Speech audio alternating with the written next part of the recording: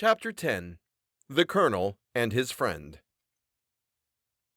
Colonel Jeffrey was not at all satisfied with the state of affairs as regarded the disappointment of Mr. Thornhill, for whom he entertained a sincere regard, both on account of the private estimation in which he held him and on account of actual services rendered to Thornhill by him. Not to detain Joanna Oakley in the Temple Gardens, he had stopped his narrative completely at the point when what concerned her had ceased, and had said nothing of much danger which the ship Neptune and its crew and passengers had gone through after Mr. Thornhill had been taken on board with his dog.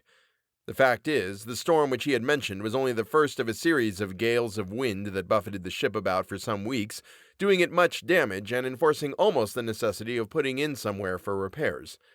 But a glance at the map will be sufficient to show that, situated as the Neptune was, the nearest port at which they could at all expect assistance was the British colony at the Cape of Good Hope.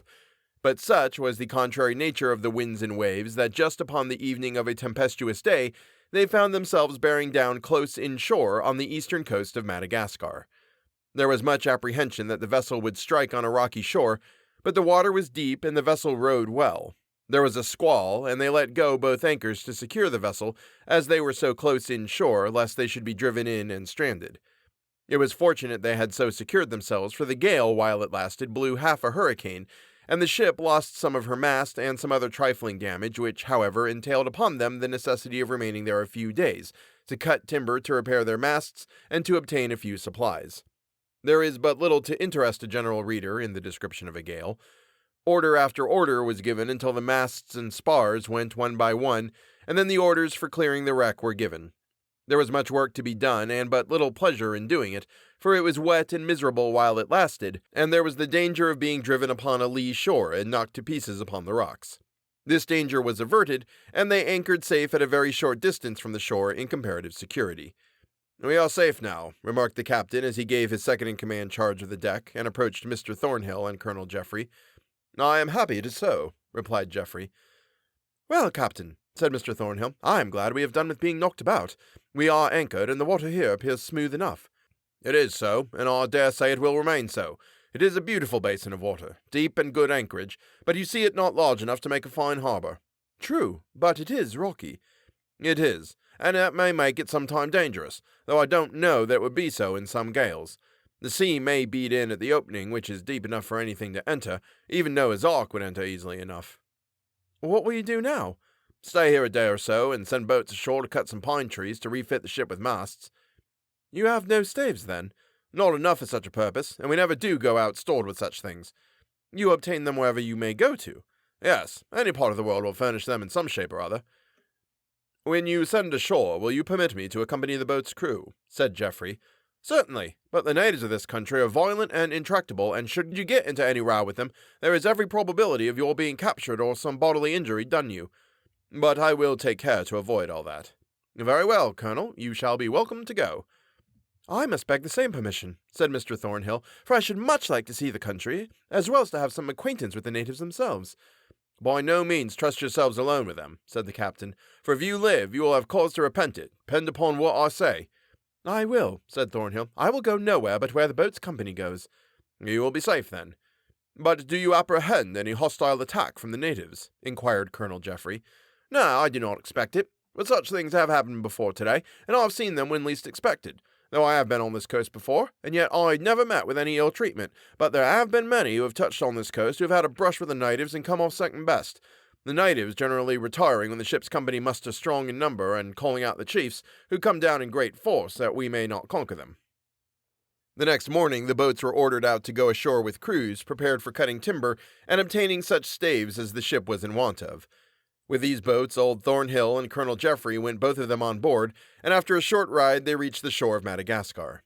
It was a beautiful country, and one in which vegetables appear luxurious and abundant, and the party in search of timber for shipbuilding purposes soon came to some lordly monarchs of the forest, which would have made vessels of themselves.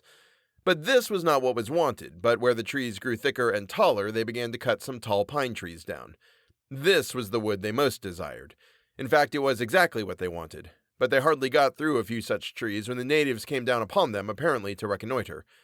At first they were quiet and tractable enough, but anxious to see and inspect everything, being very inquisitive and curious.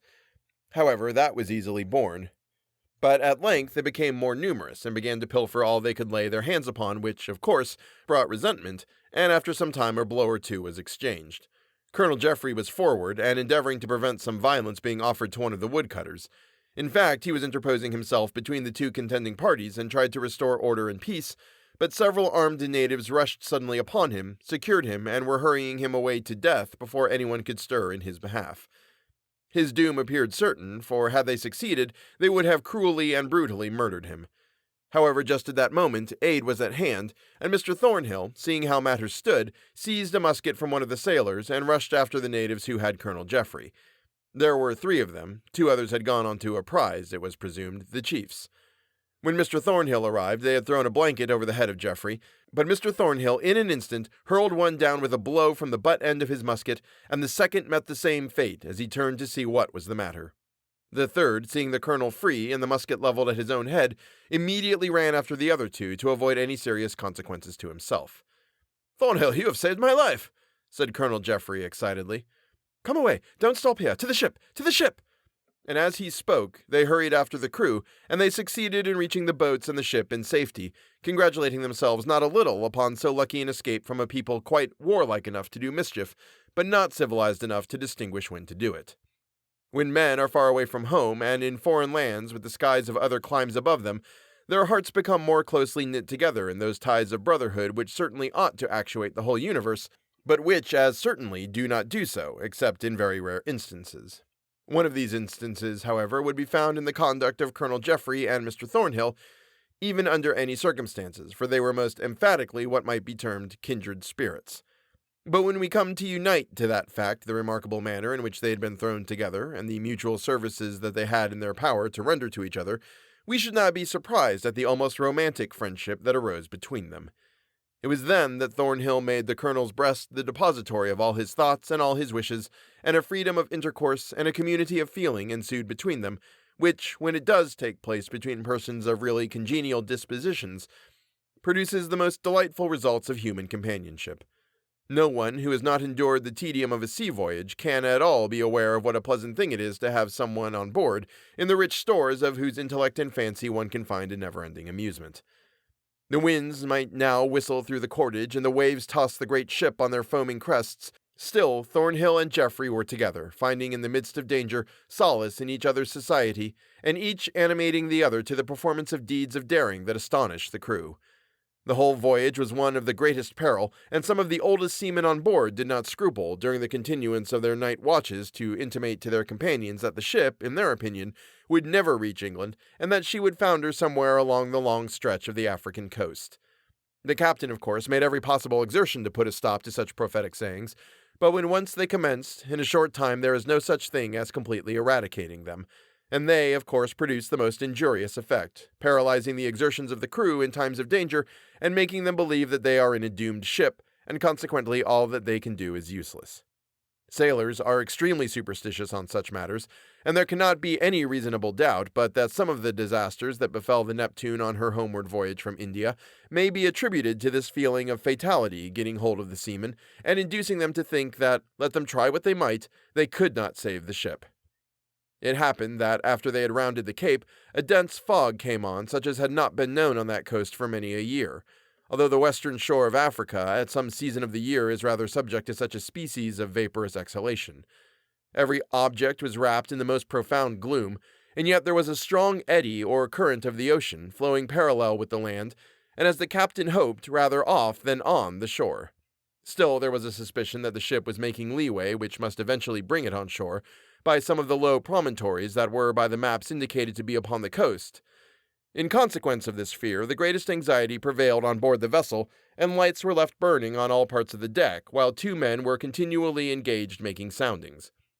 It was about half an hour after midnight, as the chronometer indicated a storm, that suddenly the men who were on watch on the deck raised a loud cry of dismay. They had suddenly seen, close on to the larboard bow, lights which must belong to some vessel that, like the Neptune, was encompassed in the fog, and a collision was quite inevitable, for neither ship had time to put about.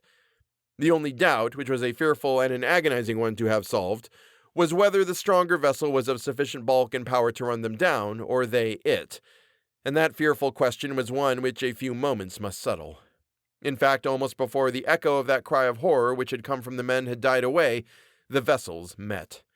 There was a hideous crash, one shriek of dismay and horror, and then all was still. The Neptune, with considerable damage and some of her bulwarks stove in, sailed on, but the other ship went with a surging sound to the bottom of the sea. Alas, nothing could be done. The fog was so dense that, coupled too, as it was, with the darkness of the night, there could be no hope of rescuing one of the ill-fated crew of the ship, and the officers and seamen of the Neptune, although they shouted for some time and then listened to hear if any survivors of the ship that had been run down were swimming, no answer came to them.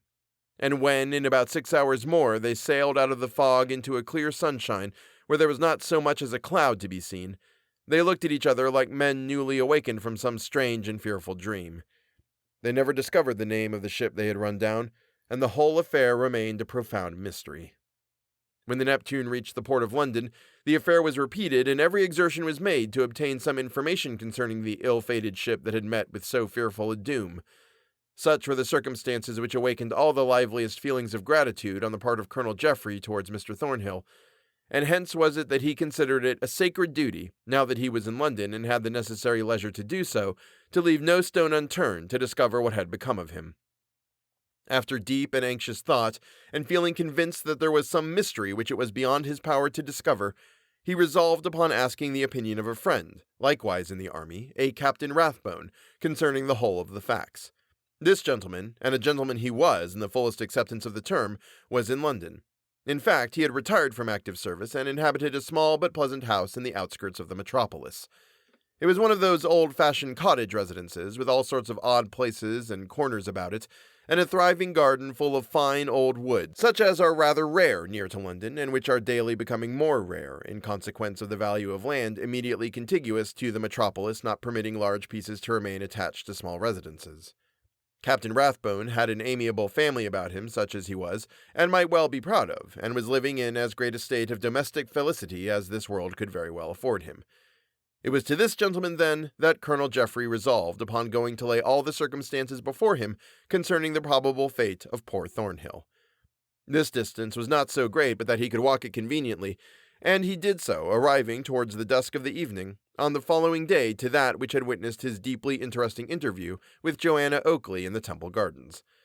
There was nothing on earth so delightfully refreshing after a dusty and rather a long country walk as to suddenly enter a well-kept and extremely verdant garden, and this was the case especially to the feelings of Colonel Geoffrey when he arrived at Lime Tree Lodge, the residence of Captain Rathbone. He met him with a most cordial and frank welcome, a welcome which he expected, but which was none the less delightful on that account, and after sitting a while with the family in the house, he and the captain strolled into the garden, and then Colonel Geoffrey commenced his revelation. The captain, with very few interruptions, heard him to an end, and when he concluded by saying, "And now I am come to ask your advice upon all these matters," the captain immediately replied in his warm off-hand manner, "I'm afraid you won't find my advice of much importance, but I offer you my active cooperation in anything you think ought to be done or can be done in this affair, which, I assure you, deeply interests me, and gives me the greatest possible impulse to exertion. You have but to command me in the matter, and I am completely at your disposal. I was quite certain you would say as much, but notwithstanding the manner in which you shrink from giving an opinion, I am anxious to know what you really think with regard to what are, you will allow, most extraordinary circumstances." "The most natural thing in the world," said Captain Rathbone at the first flash of the affair, "seemed to be that we ought to look for your friend Thornhill at the point where he disappeared." "At the Barber's in Fleet Street." "Precisely. Did he leave the Barber, or did he not?" "Sweeney Todd says that he left him and proceeded down the street towards the city, in pursuance of a direction he had given him to Mr. Oakley, the spectacle maker, and that he saw him get into some sort of disturbance at the end of the market. But to put against that, we have the fact of the dog remaining by the barber's door, and his refusing to leave it on any amount of solicitation. Now, the very fact that a dog could act in such a way proclaims an amount of sagacity that seems to tell loudly against the presumption that such a creature could make any mistake." "It does. What say you now to go into town tomorrow morning and make a call at the barber's without proclaiming we have any special errand except to be shaved and dressed? Do you think he would know you again?" "Scarcely in plain clothes. I was in my undress uniform when I called with the captain of the Neptune, so that his impression of me must be of decidedly a military character, and the probability is that he would not know me at all in the clothes of a civilian. I like the idea of giving a call at the barber's." Do you think your friend Thornhill was a man likely to talk about the valuable pearls he had in his possession? Certainly not. I merely ask you because they might have offered a great temptation, and if he has experienced any foul play at the hands of the barber, the idea of becoming possessed of such a valuable treasure might have been the inducement. I do not think it probable, but it has struck me that if we obtain any information whatever of Thornhill, it will be in consequence of these very pearls. They are of great value and not likely to be overlooked, and yet, unless a customer be found for them, they are of no value at all. And nobody buys jewels of that character but from the personal vanity of making, of course, some public display of them. That is true, and so from hand to hand we might trace those pearls until we come to the individual who have had them from Thornhill himself, and who might be forced to account most strictly for the manner in which they came into his possession. After some more desultory conversation upon the subject, it was agreed that Colonel Geoffrey should take a bed for the night at Lime Tree Lodge, and that in the morning they should both start for London, disguising themselves as respectable citizens, make some attempts, by talking about jewels and precious stones, to draw out the barber into a confession that he had something of the sort to dispose of. And moreover, they fully intended to take away the dog, with the care of which Captain Rathbone charged himself. We may pass over the pleasant social evening which the colonel passed with the amiable family of the Rathbones, and skipping likewise a conversation of some strange and confused dreams which Geoffrey had during the night concerning his friend Thornhill, we will presume that both the colonel and the captain have breakfasted, and that they have proceeded to London, and are at the shop of a clothier in the neighbourhood of the Strand, in order to procure coats, wigs, and hats that should disguise them for their visit to Sweeney Todd. Then, arm in arm, they walk towards Fleet Street, and soon afterward opposite the little shop within which there appears to be so much mystery. "The dog, you perceive, is not here," said the colonel. "I had my suspicions, however, when I passed with Joanna Oakley, that something was amiss with him, and I have no doubt but that the rascally barber has fairly compassed his destruction." "If the barber be innocent," said Captain Rathbone, "you must admit that it would be one of the most confoundedly annoying things in the world to have a dog continually at his door, assuming such an aspect of accusation, and in that case I can scarcely wonder at his putting the creature out of the way." "No, presuming upon his innocence, certainly. But we will say nothing about all that, and remember, we must come in as perfect strangers, knowing nothing of the affair of the dog, and presuming nothing about the disappearance of anyone in this locality." "Agreed. Come on. If he should see us through the window hanging about at all, or hesitating, his suspicions will be at once awakened, and we shall do no good." They both entered the shop, and found Sweeney Todd wearing an extraordinarily singular appearance, for there was a black patch over one of his eyes, which was kept in its place by a green ribbon that went around his head, so that he looked more fierce and diabolical than ever, and having shaved off a small whisker that he used to wear, his countenance, although to the full as hideous as ever, certainly had a different character of ugliness to that which had before characterized it, and attracted the attention of the colonel. That gentleman would hardly have known him again anywhere but in his own shop, and when we come to consider Sweeney Todd's adventures of the preceding evening, we shall feel not surprised that he saw the necessity of endeavoring to make as much change in his appearance as possible, for fear he should come across any of the parties who had chased him, and who, for all he knew to the contrary, might, quite unsuspectingly, drop in to be shaved in the course of the morning, perhaps to retail at that acknowledged mart for all sorts of gossips, a barber's shop, some of the very incidents which he had so well qualified himself to relate. "Shaved and dressed, gentlemen," said Sweeney Todd as his customers made their appearance. "Shaved only," said Captain Rathbone, who had agreed to be principal spokesman, in case Sweeney Todd should have any remembrance of the colonel's voice and so suspect him. "Pray, be seated," said Sweeney Todd to Colonel Geoffrey. "I'll soon polish off your friend, sir, and then I'll begin upon you. Would you like to see the morning paper, sir? It's at your service. I was just looking myself, sir, at a most mysterious circumstance. If it's true, but you can't believe, you know, sir, all that is put in newspapers." Thank you, said the colonel. Captain Rathbone sat down to be shaved, for he had purposely omitted that operation at home in order that it should not appear a mere excuse to get into Sweeney Todd's shop. "Why, sir," continued Sweeney Todd, "as I was saying, it is a most remarkable circumstance." "Indeed?" "Yes, sir. An old gentleman of the name of Fiddler had been to receive a sum of money at the west end of the town, and has never been heard of since. That was yesterday, sir, and here is a description of him in the papers of today. A snuff-colored coat and velvet smalls, black velvet I should have said, silk stockings and silver shoe-buckles, and a gold-headed cane with W.D.F. upon it, meaning William Dumpledown Fiddler. A most mysterious affair, gentlemen." A sort of groan came from the corner of the shop, and on the impulse of the moment, Colonel Geoffrey sprang to his feet, exclaiming, "What's that? What's that?" "Oh, it's only my apprentice, Tobias Ragg. He has got a pain in his stomach from eating too many of Lovett's pork pies. Ain't that it, Tobias, my bud?" "Yes, sir," said Tobias with another groan. "Oh, indeed," said the colonel. "It ought to make him more careful in the future. It is to be hoped it will, sir. Tobias, do you hear what this gentleman says? It ought to make you more careful in the future. I am too indulgent to you, that's the fact. Now, sir, I believe you are as clean-shaved as ever you were in your life." "Why, yes," said Captain Rathbone. "I think that will do very well. And now, Mr. Green," addressing the colonel by that assumed name, "and now, Mr. Green, be quick, or we shall be too late for the Duke, and so lose the sale of some of our jewels." "We shall indeed," said the colonel, "if we don't mind. We sat too long over our breakfast at the inn, and his grace is too rich and too good a customer to lose. He don't mind what price he gives for things that take his fancy, or the fancy of his duchess." "Jewel merchants, gentlemen, I presume?" said Sweeney Todd. "Yes, we have been in that line for some time, and by one of us trading in one direction and the other in another, we manage extremely well, because we exchange what suits our different customers and keep up two distinct connections." "A very good plan," said Sweeney Todd. "I'll be as quick as I can with you, sir. Dealing in jewels is better than shaving." "I dare say it is." "Of course it is, sir. Here I have been slaving for some years in this shop and not done much good. That is to say, when I talk of not having done much good, I admit I have made enough to retire upon quietly and comfortably, and I mean to do so very shortly. There you are, sir, shaved with celerity you seldom meet with, and as clean as possible, for the small charge of 1 penny. Thank you, gentlemen. There's your change. Good morning." They had no resource but to leave the shop, and when they had gone, Sweeney Todd, as he stropped the razor he had been using upon his hand, gave a most diabolical grin, muttering, "Clever, very ingenious. But it won't do. Oh dear, no, not at all. I am not so easily taken in. Diamond merchants, ha ha! And no objection, of course, to deal in pearls. A good jest, that, truly, a capital jest. If I had been accustomed to be so easily defeated, I had not now been here a living man. Tobias! Tobias, I say!" "Yes, sir," said the lad dejectedly. "Have you forgotten your mother's danger in case you breathe a syllable of anything that has occurred here, or that you think has occurred here, or so much as dream of?" "No," said the boy. "Indeed I have not. I never can forget it if I were to live 100 years.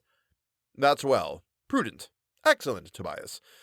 Go out now, and if those 2 persons who were here last waylay you in the street, let them say what they will, and do you reply to them as shortly as possible. But be sure you come back to me quickly and report what they do say. They turn to the left, towards the city. Now, be off with you." "It's of no use," said Colonel Geoffrey to the captain. "The barber is either too cunning for me, or he really is innocent of all participation in the disappearance of Thornhill. And yet there are suspicious circumstances. I watched his countenance when the subject of jewels was mentioned, and I saw a sudden change come over it. It was but momentary, but still it gave me a suspicion that he knew something which caution alone kept within the recesses of his breast. The conduct of the boy, too, was strange. And then again, if he has the string of pearls, their value would give him all the power to do what he says he is about to do, viz., to retire from business with an independence. Hush! There, did you see that lad?" "Yes. Why, it's the barber's boy." "It is the same lad he called Tobias. Shall we speak to him?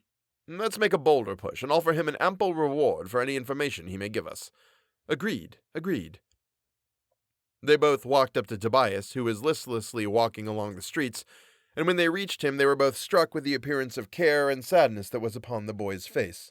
He looked perfectly haggard and careworn, an expression sad to see upon the face of one so young, and when the colonel accosted him in a kindly tone, he seemed so unnerved that tears immediately darted to his eyes, although at the same time he shrank back as if alarmed.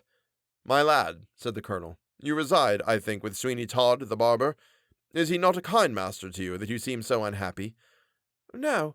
Well, that is, yes. I have nothing to tell. Let me pass on." "What is the meaning of this confusion?" Nothing. I say, my lad, here's a guinea for you, if you will tell us what became of the man of a seafaring appearance who came with a dog to your master's house some days since to be shaved." "I cannot tell you," said the boy. "I cannot tell you what I do not know." "But you have some idea, probably. Come, we will make it worth your while, and thereby protect you from Sweeney Todd. We have the power to do so, and all the inclination. But you must be quite explicit with us, and tell us frankly what you think and what you know concerning the man in whose fate we are interested." "I know nothing, I think nothing," said Tobias. "Let me go. I've nothing to say, except that he was shaved and went away. But how came he to leave his dog behind him? I cannot tell. I know nothing.